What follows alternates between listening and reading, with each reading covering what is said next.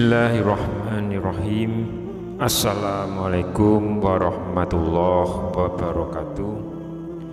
Alhamdulillahirabbil alamin. Wassalatu wassalamu ala asrofil anbiya'i wal mursalin nabiyyina wa habibina Muhammadin wa ala alihi wa sahbihi ajmain wa man tabi'ahum bi ihsanin ila yaumiddin. Allahumma sholli ala sayyidina Muhammad wa ala ali sayyidina Muhammad. Harapan dan doa saya semoga saudaraku semuanya selalu diberikan kesehatan, dilapangkan rezekinya, diampuni dosa-dosanya, dipanjangkan umurnya, dan semoga kita tidak mati kecuali mati dengan beriman dalam Islam. Dan sempatkanlah menuliskan sholawat di kolom komentar. Insya Allah bisa menjadi bukti cinta kita kepada Rasulullah Sallallahu Alaihi Wasallam. Semoga syafaat beliau bisa kita peroleh di akhirat kelak. Amin ya Rabbal Alamin. Sahabat beriman yang dirahmati Allah, surat Al-Fatihah merupakan umul kitab atau surat yang mengawali semua isi dari Al-Quran. Surat Al-Fatihah juga merupakan bagian penting dalam ibadah seperti sholat. Kalau kita tahu dan paham dialog antara Allah dan orang-orang yang membaca surat Al-Fatihah, tentu akan membuat kita semakin tinggi kadar imannya dan rasa tawakal akan muncul. Oleh karena itu, tidak sedikit ulama yang mengijazahkan surat Al-Fatihah ini karena selain mampu meningkatkan keyakinan, surat Al-Fatihah ini juga bisa menjadi wasilah dikabulkannya doa seseorang. Silahkan tonton video ini hingga selesai supaya semua informasi yang kami sampaikan bisa diterima secara lengkap sehingga tidak gagal paham insya Allah.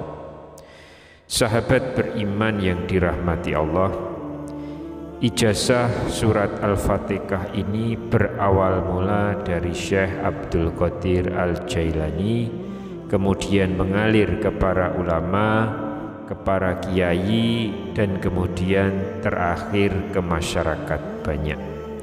Yang penting untuk diperhatikan dalam mengamalkan surat Al-Fatihah ini supaya doa dan harapan kita cepat terkabul adalah memahami apa isi dialog yang ada di dalam surat Al-Fatihah tersebut.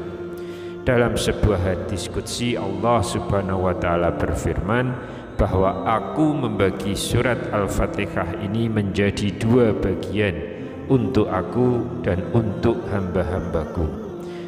Artinya dalam hal ini 3 ayat di atas iyyaka na'budu wa iyyaka nasta'in adalah hak Allah, dan 3 ayat ke bawahnya adalah urusan hamba-hamba Allah.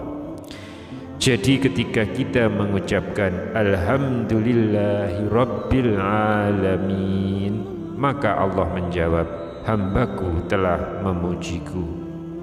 Ketika kita mengucapkan ar-Rahmanir Rahim, Allah menjawab, hambaku telah mengagungkanku.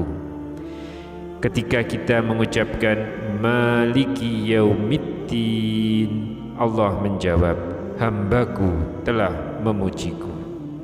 Ketika kita mengucapkan Iyyaka na'budu wa iyyaka nasta'in, Allah menjawab, inilah perjanjian antara aku dan hambaku. Dan disinilah kunci permohonan kita, karena pada titik di ayat ini Allah memberi kita kesempatan untuk meminta, dan Allah akan menjawab atau mengabulkan permohonan kita. Oleh karenanya kita dianjurkan membaca kalimat atau ayat ini wa iyyaka nasta'in dengan dibaca berulang-ulang. Ada yang dibaca 7 kali, ada yang 11 kali, dan ada juga yang mengamalkannya 21 kali. Kemudian setelah itu lalu berdoa dan melanjutkan bacaannya. Ketika kita mengucapkan ihdinas syiratal mustaqim syiratal ladzina an'amta 'alaihim ghairil maghdubi 'alaihim waladdallin, Allah menjawab, inilah perjanjian antara aku dan hambaku, akan aku penuhi yang ia minta. Sahabat beriman yang dirahmati Allah, yang menjadi pokok terpenting yang perlu diperhatikan agar setiap niat dan harapan sukses membaca surat Al-Fatihah ini dari awal adalah dengan cara perlahan-lahan, seraya seakan-akan kita mendengar setiap jawaban Allah dari masing-masing ayat yang kita baca dari awal sampai selesai.